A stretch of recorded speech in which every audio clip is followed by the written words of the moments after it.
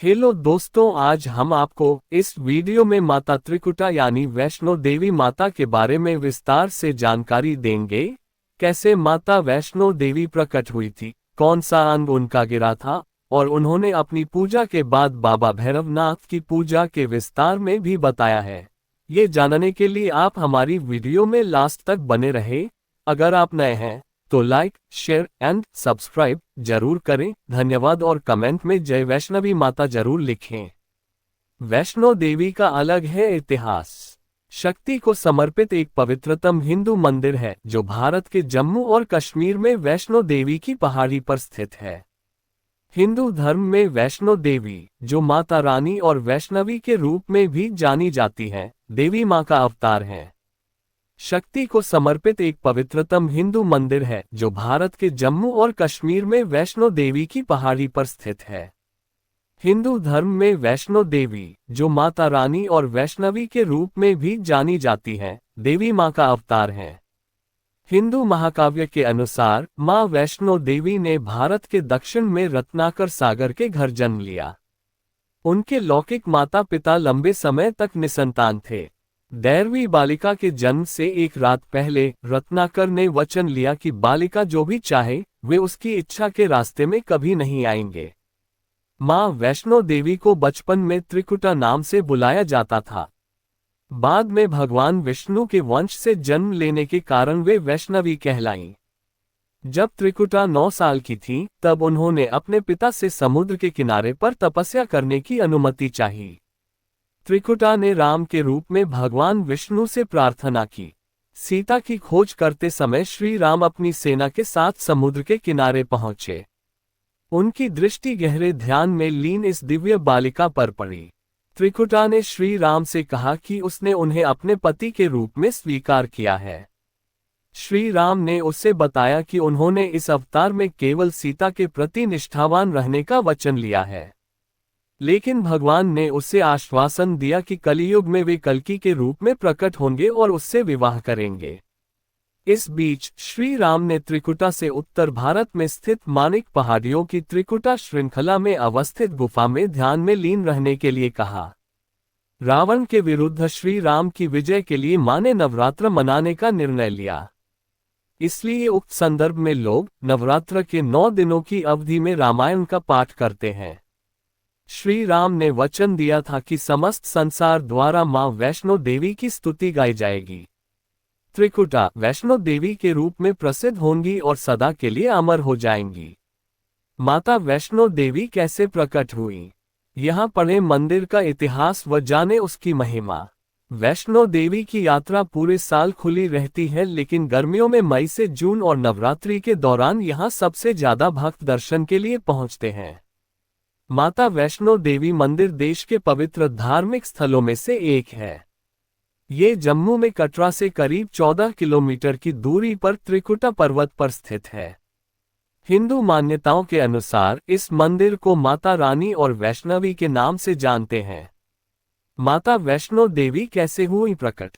पौराणिक कथा के अनुसार वैष्णो माता का जन्म दक्षिणी भारत में रत्नाकर के घर हुआ था।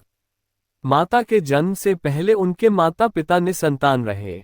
कहा जाता है कि माता का जन्म होने से एक रात पहले उनके माता ने वचन लिया था कि बालिका जो भी चाहे वे उसके रास्ते में नहीं आएंगी। बचपन में माता का नाम त्रिकुटा था। बाद में उनका जन्म भगवान विष्णु के वंश में हुआ, जिसके कारण उनका नाम वैष्णवी कहलाया। मान्यता है कि माता वैष्णो देवी ने त्रेता युग में माता पार्वती, सरस्वती और लक्ष्मी के रूप में मानव जाति के कल्याण के लिए एक सुंदर राजकुमारी का अवतार लिया था। उन्होंने त्रिकुटा पर्वत पर तपस्या की थी। बाद में उनका शरीर 3 दिव्य ऊर्जाओं महाकाली, महालक्ष्मी और महासरस्वती के सूक्ष्म रूप में विलीन हो गया। मां वैष्णो देवी मंदिर की कहानी और महिमा के बारे में माना जाता है कि करीब 700 साल पहले मंदिर का निर्माण पंडित श्रीधर ने किया था। श्रीधर एक ब्राह्मण पुजारी थे। श्रीधर व उनकी पत्नी माता रानी के परम भक्त थे। एक बार श्रीधर को सपने में दिव्य के जरिए भंडारा करने का आदेश मिला, लेकिन श्रीधर की आर्थिक स्थिति अच्छी नहीं थी, जिसके कारण वह आयोजन की चिंता करने लगे और चिंता में पूरी रात जागे। फिर उन्होंने सब किस्मत पर छोड़ दिया। सुबह होने पर लोग वहां प्रसाद ग्रहण करने के लिए आने लगे, जिसके बाद उन्होंने देखा कि वैष्णो देवी के रूप में एक छोटी कन्या उनकी कुटिया में पधारी और उनके साथ भंडारा तैयार किया। गांव वालों ने इस प्रसाद को ग्रहण किया। इस प्रसाद को ग्रहण करने के बाद लोगों को संतुष्टि मिली, लेकिन वहां मौजूद भैरवनाथ को नहीं। उसने अपने जानवरों के लिए और खाने की मांग की, लेकिन वहां वैष्णो देवी के रूप में एक छोटी कन्या ने श्रीधर की ओर से ऐसा करने से इनकार कर दिया, जिसके बाद भैरवनाथ ये अपमान सह नहीं पाया और उसने दिव्य लड़की को पकड़ने की कोशिश की, लेकिन वह ऐसा करने में विफल रहा। लड़की गायब हो गई। इस घटना से श्रीधर को बहुत दुख हुआ। श्रीधर ने अपनी माता रानी के दर्शन करने की लालसा जताई, जिसके बाद एक रात वैष्णो माता ने श्रीधर को सपने में दर्शन दिए और उन्हें त्रिकुटा पर्वत पर एक गुफा का रास्ता दिखाया, जिसमें उनका प्राचीन मंदिर है। बाद में ये मंदिर दुनिया भर में माता वैष्णो देवी के नाम से जाना जाने लगा। भैरव बाबा के दर्शन जरूरी। धार्मिक मान्यता है कि मां वैष्णो देवी के दरबार में आने वाले श्रद्धालुओं की यात्रा तब तक पूरी नहीं मानी जाती जब तक भक्त भैरव घाटी जाकर मंदिर में भैरव बाबा के दर्शन न कर लें। काल भैरव को क्यों चढ़ाई जाती है शराब? उज्जैन के काल भैरव मंदिर में क्यों चढ़ाई जाती है मदिरा? जाने इसके पीछे का पौराणिक रहस्य। महाकाल की नगरी उज्जैन में स्थित बाबा काल भैरव मंदिर अपने अनोखे चमत्कार के लिए प्रसिद्ध है। यहाँ शिवजी के 5वें अवतार कहे जाने वाले काल भैरव की लगभग 6000 साल पुरानी मूर्ति स्थापित है। इस मंदिर में भगवान काल भैरव को मदिरा अर्पित की जाती है, जो धीरे धीरे गायब हो जाती है। ये चमत्कार वैज्ञानिकों को भी आश्चर्यचकित कर देता है। भगवान शिव के क्रोधित रूप बाबा काल भैरव को काशी का कोतवाल और तंत्र मंत्र के स्वामी के रूप में पूजा जाता है।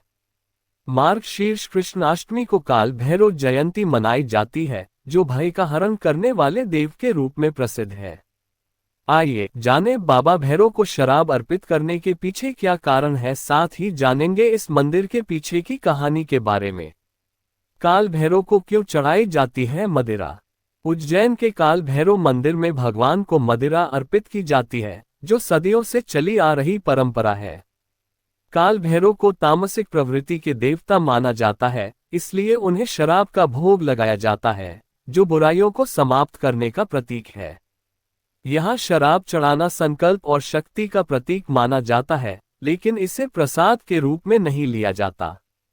मान्यताओं के अनुसार रविवार के दिन भगवान काल भैरव को शराब अर्पित करने से जीवन की परेशानियां दूर होती हैं, ग्रह दोष दूर होते हैं और कालसर्प दोष, अकाल मृत्यु और पितृदोष से मुक्ति मिलती है।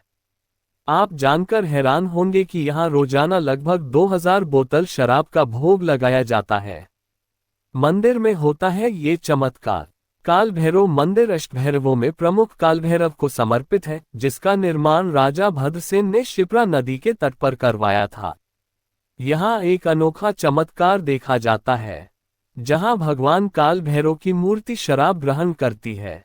ये रहस्य सदियों से चला आ रहा है, लेकिन पुरातत्व विभाग और वैज्ञानिक इसका पता लगाने में असफल रहे हैं। दूर दूर से लोग बाबा भैरव के दर्शन के लिए आते हैं, ताकि उन्हें अपने दुखों से निजात मिल सके और अनजाने भय से मुक्ति मिले। काल भैरव बाबा का आशीर्वाद शत्रुओं से निजात पाने और उन पर विजय पाने में भी कारगर है। कहा जाता है प्राचीन समय में यहाँ सिर्फ तांत्रिक अपनी तंत्र क्रियाओं की सिद्धि के लिए आते थे, लेकिन कुछ समय बाद यह मंदिर आम लोगों के लिए भी खोल दिया गया, जिसके बाद से अपने अनोखे रहस्य और चमत्कारों के कारण ये लोगों में प्रसिद्ध होता गया। काल भैरव जयंती पर यहाँ लोग बड़ी संख्या में दर्शन के लिए पहुँचते हैं। साथ ही इस दिन मंदिर में भगवान भैरव की विशेष पूजा अर्चना की जाती है। काल भैरव मंदिर का इतिहास। उज्जैन के काल भैरव मंदिर का इतिहास 9वीं शताब्दी में राजा भद्रसेन के समय से जुड़ा है, जिन्होंने युद्ध में जीत के बाद भगवान काल भैरव से की गई मनोकामना को पूरी करने के लिए इस मंदिर का निर्माण करवाया था।